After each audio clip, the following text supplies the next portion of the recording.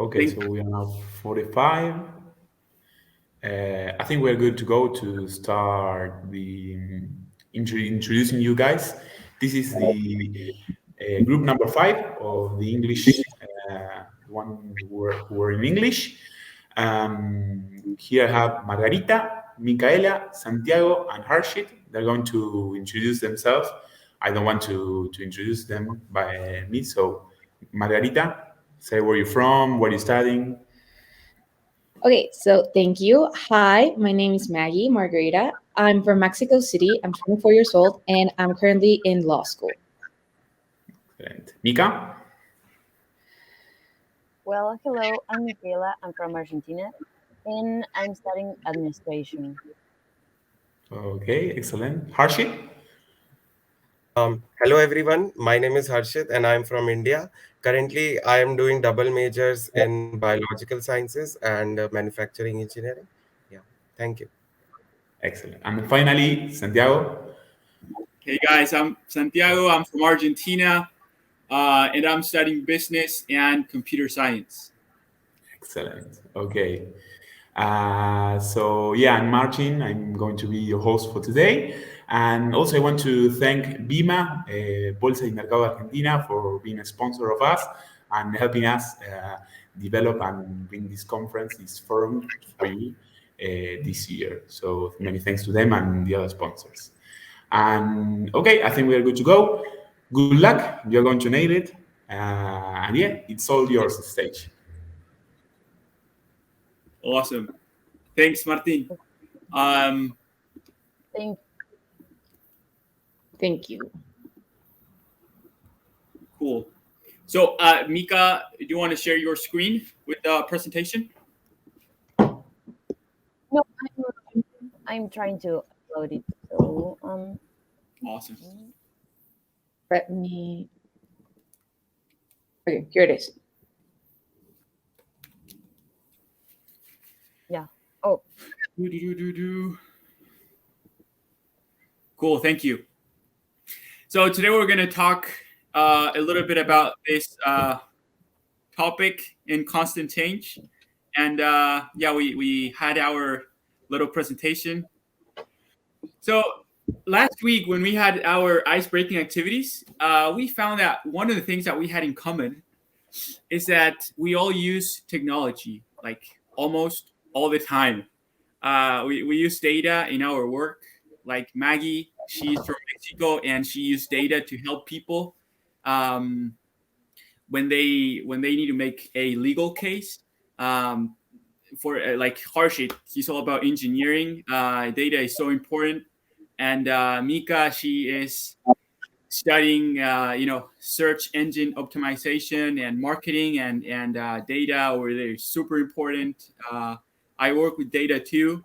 I work at a company that finds the perfect match for a software developer so that he can work at a US company.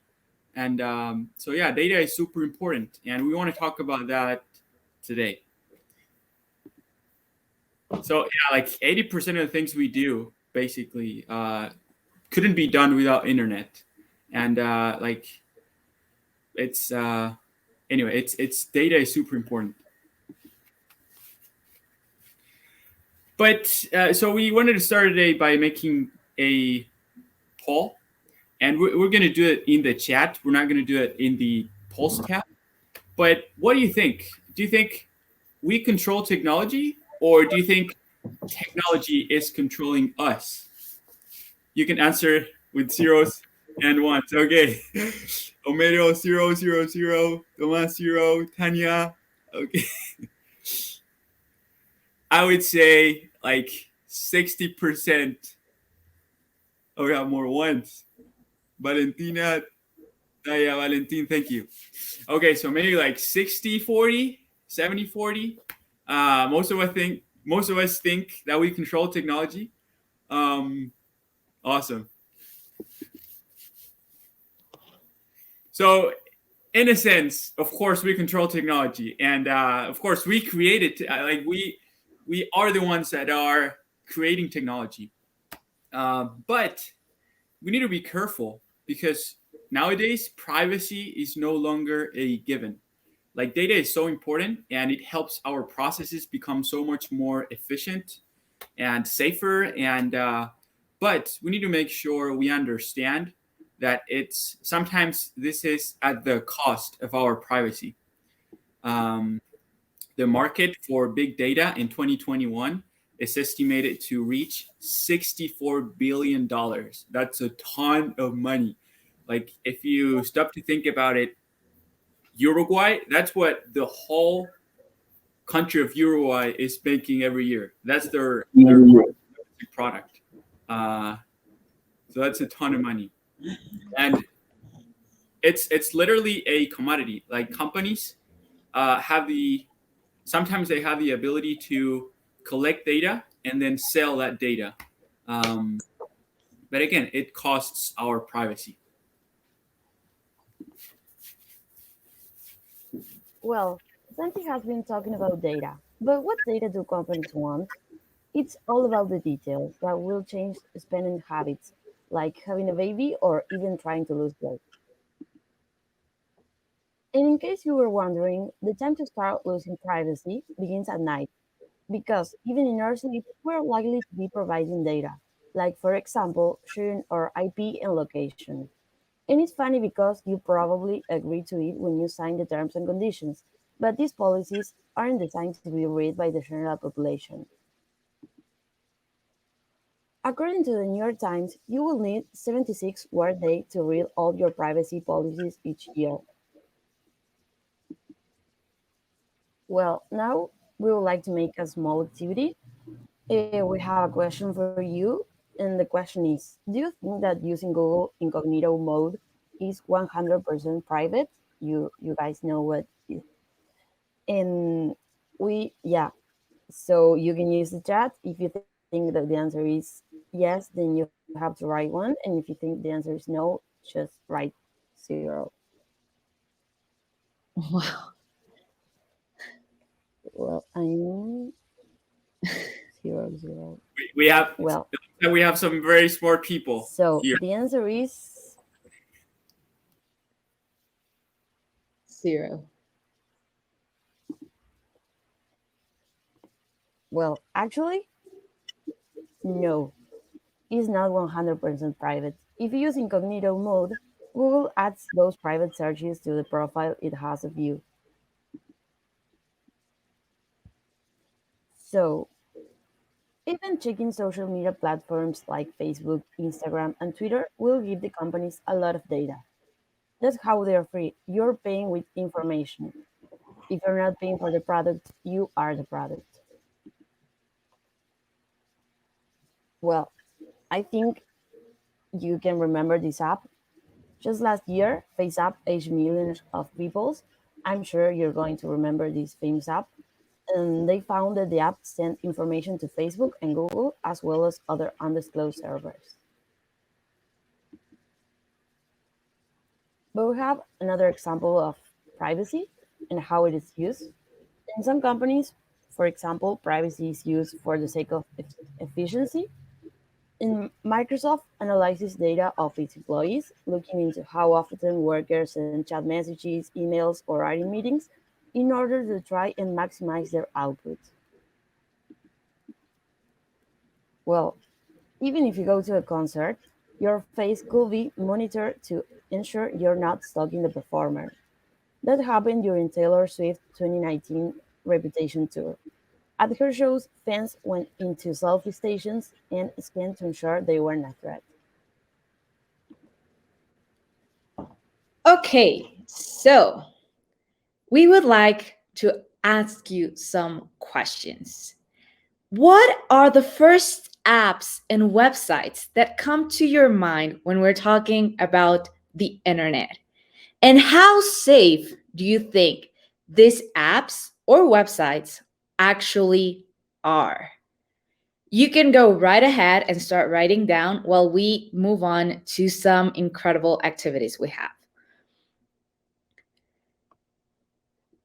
Google, Twitter, exactly. WhatsApp, Instagram, Facebook, social networks. Very good. Thank you, everyone. So let's see. we were thinking that we want to show you some of the most famous websites and apps that are out there right now. And we want you to grade them with us in terms of security. Let's move to our first one. A being super safe, B, C, D, and then F, not safe at all. What do you think about Google? F, F, F, F, E, F, D. Okay. Reality is it's an F. Very good.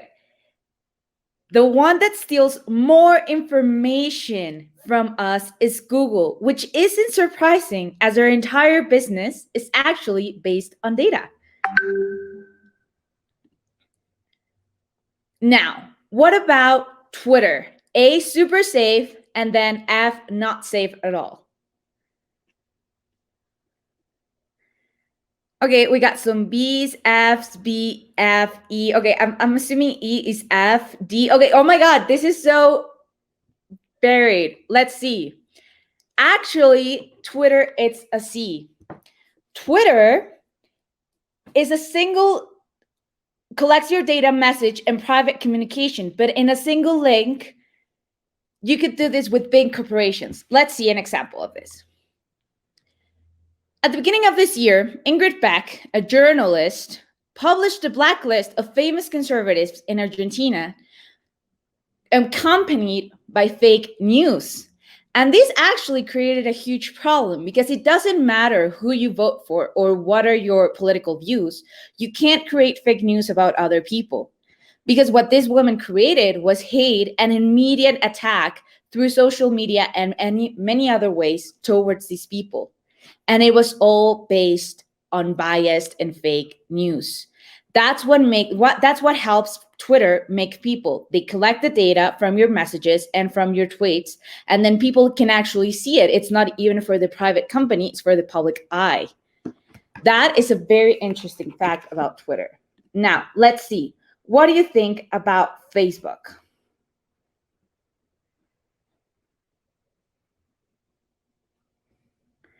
F, F, LOL, F. Oh my God. Okay, so let's see. According to some pay-per-views in the internet and some analysts' points of view, Facebook actually gets a C. And this is because in 2018, Facebook got a very bad reputation because of the Cambridge Analytica scandal. And if you don't know what we're actually talking about right now, we can actually see this in a very interesting Netflix documentary called The Social Dilemma. Facebook, ever since that Netflix show and that Cambridge Analytica post, actually started incrementing its social value and responsibilities. Now, don't see that. Amazon, I'm so sorry. Amazon, what do you think about Amazon? Oh my God, everyone started writing V. Okay, yeah, it's V. The reason why Amazon, it's V, it's because it doesn't depend on your personal information, but it is selling products and services that you look up on Google and Facebook sometimes. This collects your data and then at the same time sells it to Facebook so Facebook can tell you to buy the same things over and over again. Now, what do we think about Apple? Apple is not an app store, but it is a website and it's one of the biggest tech companies in the world. What do we think about Apple? Okay, so we're a lot of A and B right now. Interesting. Well, according to the sources that we looked up, Apple is the safest website out there in the world. Apple doesn't rely on any of your data to sell you because their high price maintenance hardware is that valuable. And let's see, altering reality. Thank you everyone for enjoying this small activity. Now we want to say this one small last bit. Technology is also changing, we see, and interact with each other. Next time you go on Facebook, Twitter, Instagram, and they try to sell you something, think about why. Media outlets are collecting your personal information and creating an altered reality with what you're searching through and living in your daily life. And these communities are even using the same mechanisms that totalitarian governments use to generate lies so that you can actually consume them, as the example we saw on Twitter. Thank you. Thank you, Maggie. So, yeah, I would like to ask everyone, would you believe me if I told you that I have the power to change the reality? And what if I tell you that I could change your thoughts, emotions, and actions? Sounds funny, right? Well, not me, but tech giants like Facebook and Google has the capabilities to do so. We cannot deny the fact that amazing products delivered by tech companies have surely made our lives easier. Now, with a click of a button, we can do almost everything and anything. However, there is also a dark side to the picture. We must understand that these tech giants are influencing our lives to a great extent. They have the power to change the reality and can have serious implications of human life. I will give you an example for this. In 2018, more than 1,000 hate posts were shared on Facebook in Myanmar attacking the Rohingya Muslims. It is a small Muslim community in native Asia. One slide back, please. Thank you. It led to riots across the country and costed the lives of 24,000 people. And more than 700,000 people have to leave their community and move to the neighboring countries as refugees. Isn't that horrifying, guys?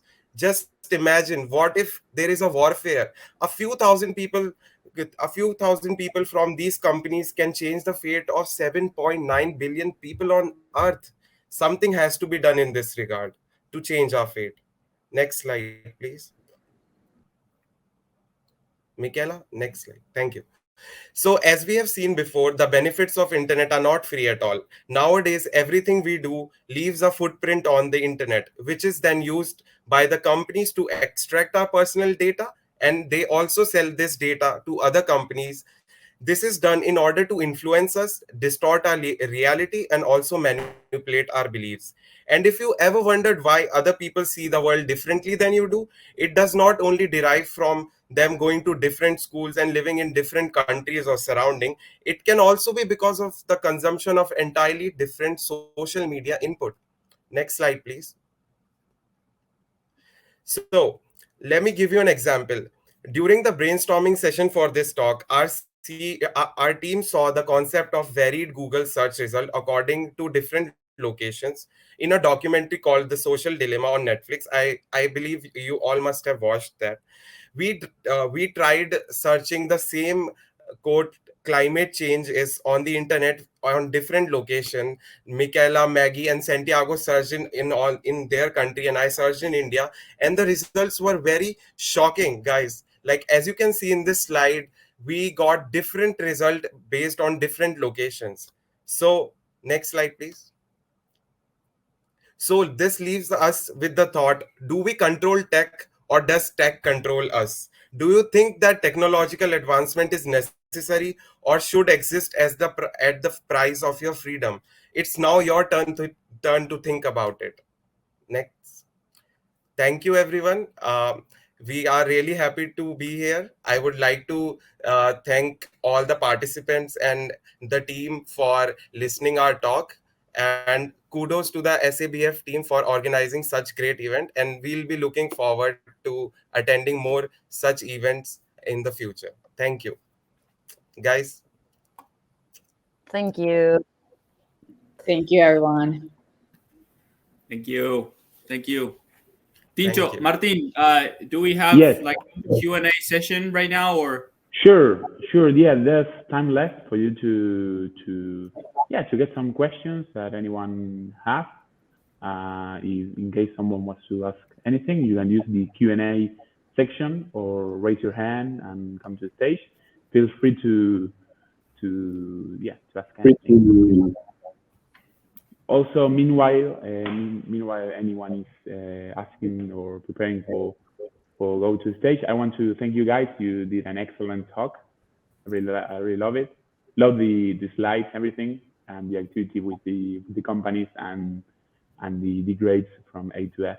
So yeah, it was great. Looks like people loved it. So yeah, excellent. Okay, so we have one raised hand. It's from Lucia. Awesome. Wait. There we go. Hi. First of all, congrats. I loved it. And I have a question. I don't know if it's more of a question or, well, wait, I'll explain. So yesterday, Apple announced that they are like bringing a new function where if you received an image that that is similar or that looks like child porn, they're going to report it by uploading it to the cloud and like comparing it with other images, and it will show you like a pop-up or an announcement saying, are you sure you want to open this image? It may contain sensitive information, whatever. And they always had this slogan, as you said, like what happens on your iPhone stays on your iPhone, and now it's changing on behalf of trying to avoid child pornography. Do you think that it's just the first step to start like selling data to other third parties, or that it's just that measure? Well, I think I can answer that. And here's the thing. You're very right. This is the next step, but I think this is the next step of actually helping us control technology instead of technology controlling us. And the reason why is because when it comes to new technologies, the database technology is new and it's different. And it kind of be scary because we don't know what we are working with. But when we start controlling it instead of it controlling us, we have the upper hand.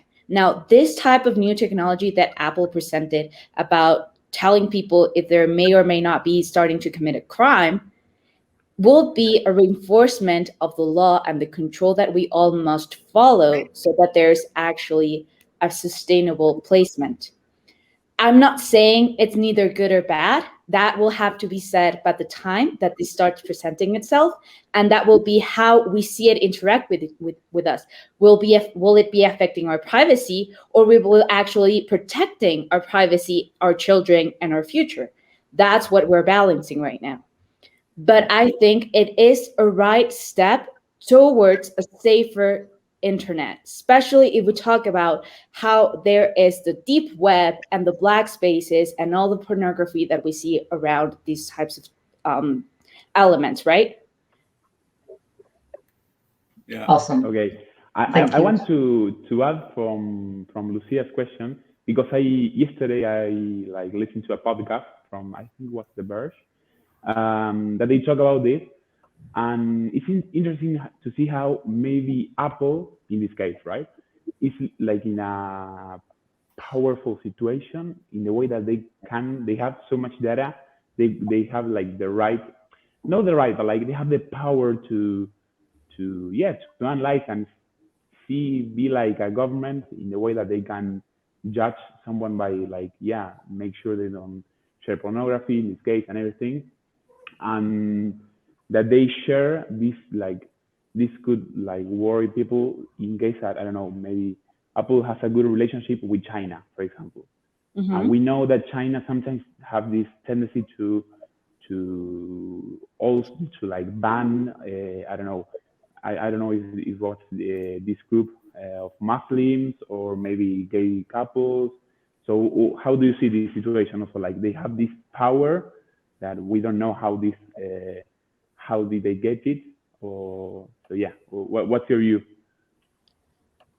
I think that's a really interesting question because it combines international politics with national politics, and that can be scary because if there is a good connection between Apple and China and they try to work with something else, they could actually be controlling a pretty big part of the world, well, with Apple's technology and China's government. I'm not saying that could happen, that's happening, but it could.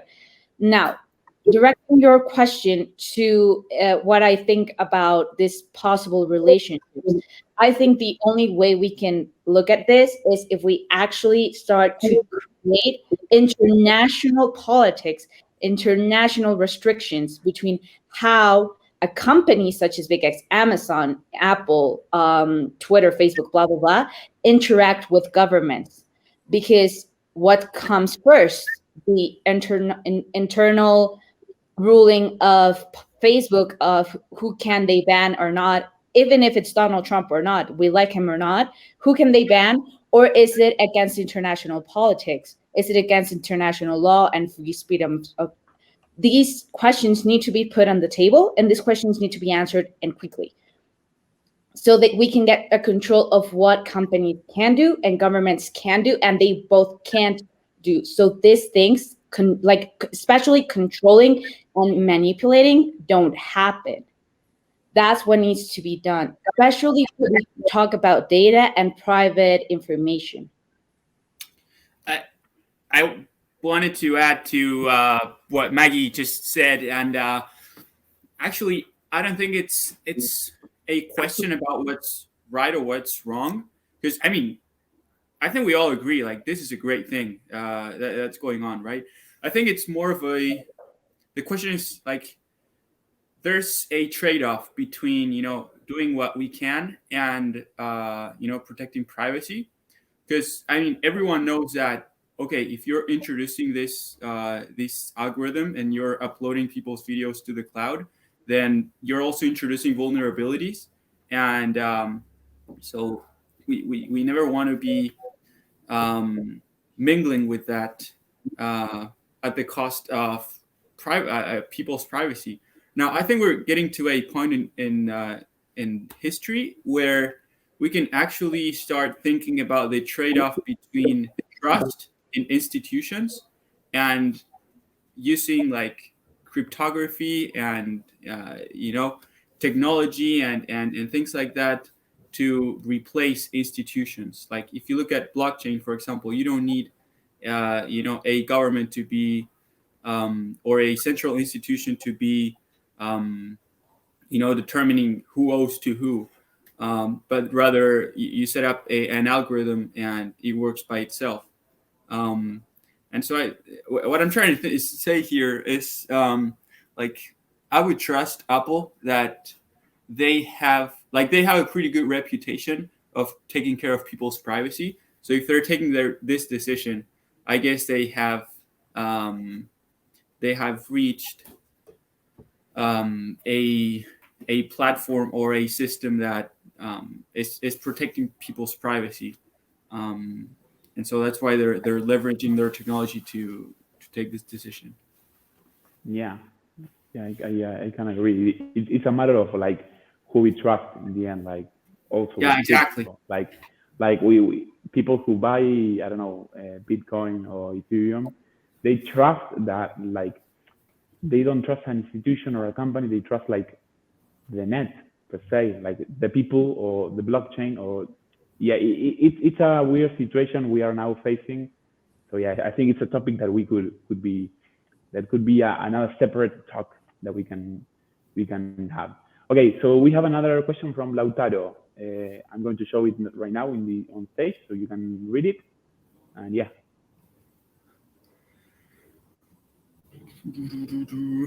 Okay, so it says, do you recommend to move to safer search engines such as DuckDuckGo, for example, or messaging services like Signal?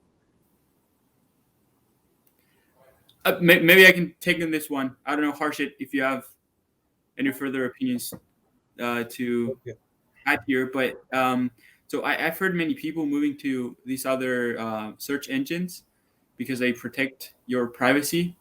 I think it really depends on the use that you're going to have. But yeah.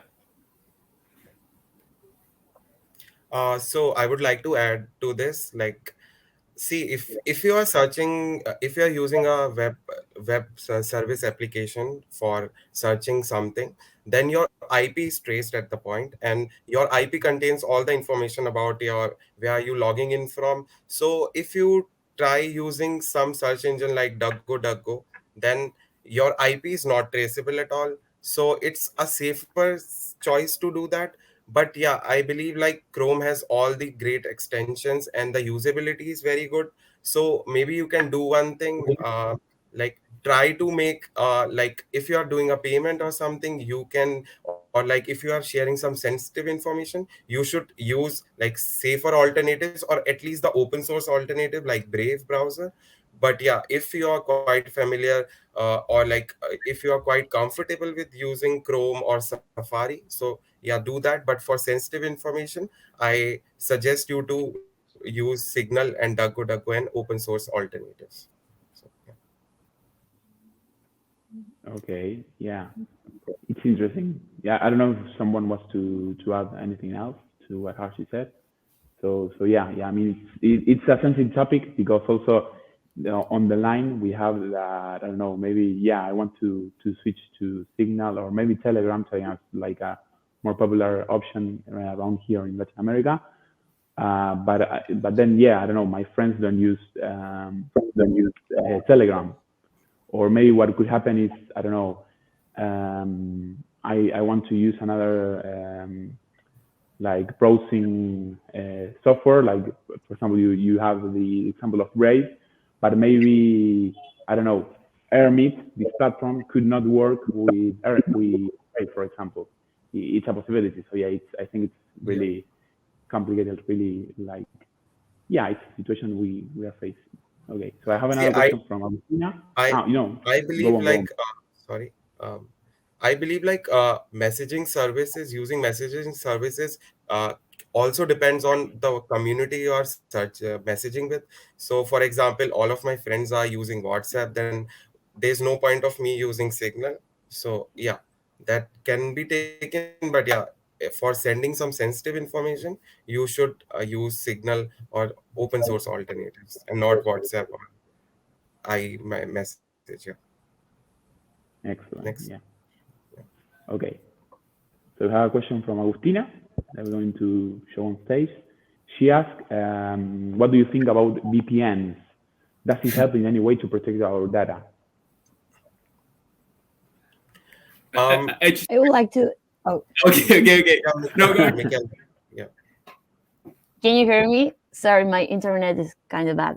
So, looking for information, I saw an article that was like 7 ways to protect your privacy that experts suggest.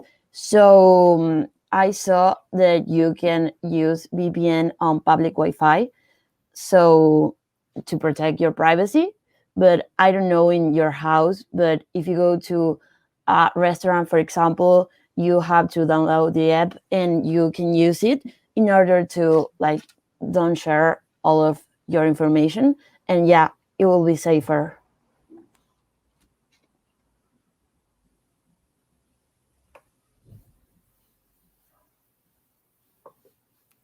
I don't have I just wanted to add something. So it's good if you pay for a VPN, but if you're using a free VPN, like you're paying for the VPN service and hardware and software and everything with your data. So like if you're using a VPN to kind of go around some process, some platforms only have, I don't know, certain movies in certain countries. Like for Netflix, you can only watch certain TV shows in the United States. I don't know.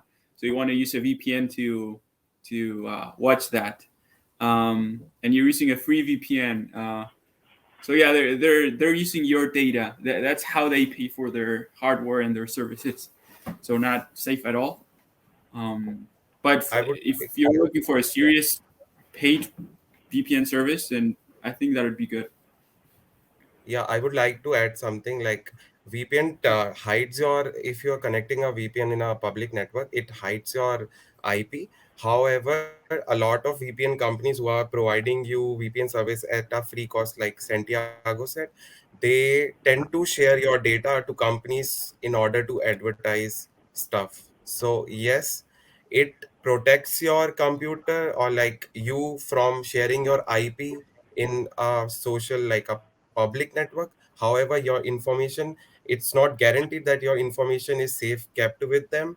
They can use it for like selling it to other companies to market their products. So choose wisely, and yeah, you should look at the terms and condition of the VPN, and yeah, it should be paid one. Yeah. Yeah. Yeah, I think it's a similar situation from the one we compare with Apple.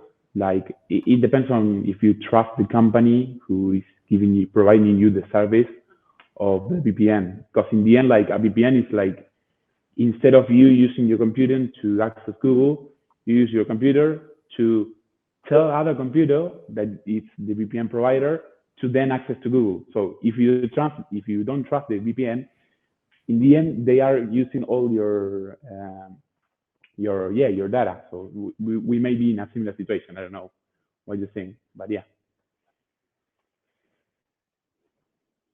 Okay, so it appears there's nobody else who wants to ask anything. I'll ask again, don't be shy. Feel free to ask anything or raise your hand if you want to come to stage. But I think there's a question from Austin, Yeah. right? Mm-hmm. yeah, sorry, I missed that. I don't know why. Yeah, there we go. I think that's a great question. I think that's a great question. Like if you're sharing your data with companies like startups and stuff like that, you will have people with less experience handling that data. Like I don't want to give much details, but I'm working for a company that has like less than 2 years now, and like you might have people that are handling that data, and they're not like data scientists with a PhD or something, or maybe they're just trying to search for a CSV list to send an invitation email. And so like there's people behind these companies like collecting this data and having access to that data. I don't know. Harsha, do you have anything you'd like to add? Maybe like Yeah, it's a very subjective thing. You cannot say it like if someone has less experience, maybe they, if it's a small enterprise, they have a less bandwidth of handling data. But saying that they have less capabilities of handling data, maybe their encryption model, how they encrypt data, is better than a lot of the large companies. However, their bandwidth is not that great that they can handle maybe like 100,000 users in a day. But yeah, maybe their encryption is better than like for example Google. So it's a very subjective thing, and I believe like uh, doesn't matter like all companies start with like just 2 or 3 people brainstorming of ideas in their dorm room. So like yeah, you can trust them. Yeah, so it's a subjective thing. Yeah. yeah, like the fact that that's a great question, by the way. Like the fact that they're not using your information, to sell you something, that doesn't mean that, you're not running the risk of a junior data scientist, like just sharing the database with everyone. Um, yeah. Yeah, I mean, in the end, it's like a bank. Like you're putting your money in a certain bank. You're trusting them that they won't like go bankrupt and then don't give you money back. I don't know. Exactly. Okay, so yeah, there's one question from Ariel. He says, do you think from an ethical point of view, if it's right for a business to sell user data? I have a point in that. So what's data for? Like, why do they want your data? So they can actually manipulate you into doing stuff. That's what we've seen constantly. You go to Amazon, you search for a computer, and the next thing you know, you're on Facebook, and there are millions of computers being trying to be sold to you. You look up constitutions in Google because you want to buy one because you just started law school. And then Facebook wants to sell you all types of law books.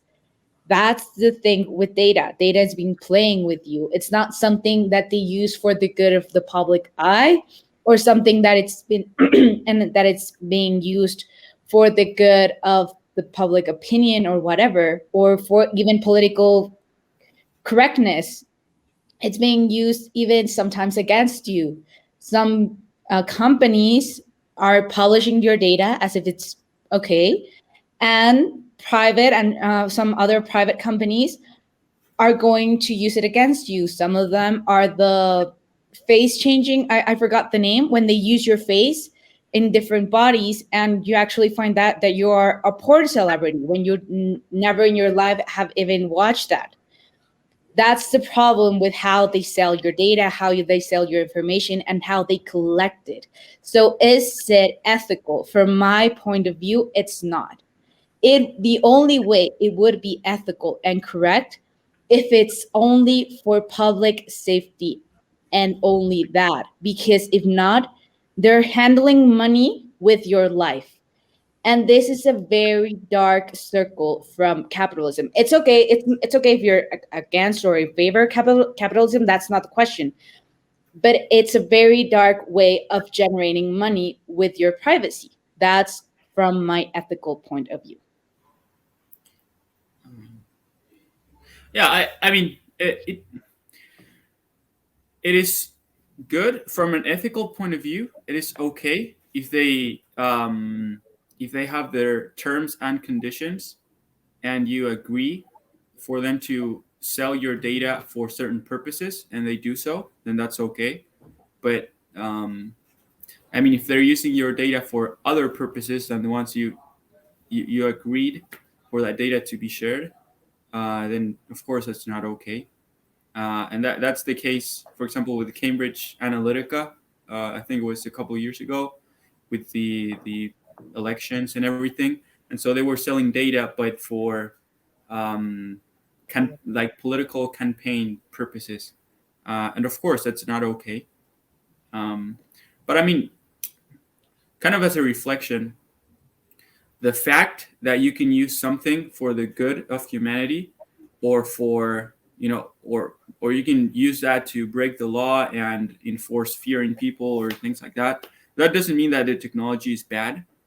I mean, it's just the fact that it's empowering us, and now it's our responsibility to use it correctly. Like particularly, I enjoy when I go into Facebook and I have ads that are relevant to me. Like, I don't know, it's like last week Richard Branson was there. Like, hey, you want to go to space? Buy a ticket for a Virgin Galactic trip or something. I love that. That's really good. But yeah, anyway. Yeah, it's like a trade-off. So great. Unfortunately we run out of time. Of course, like after the next talk, we can continue this talk with the tables at lunch. So yeah, great talk, great questions, great Q&A, and yeah, we ain't gonna have a coffee break right now. We're going to go directly to the next talk. But yeah. Thank you, Santiago. Thank you, Harshit. Thank you, Maggie. Thank you, Mika, for the excellent talk you gave us. And yeah, I hope to see you again soon. Thank you. Thank Goodbye. you. Thank you. Goodbye.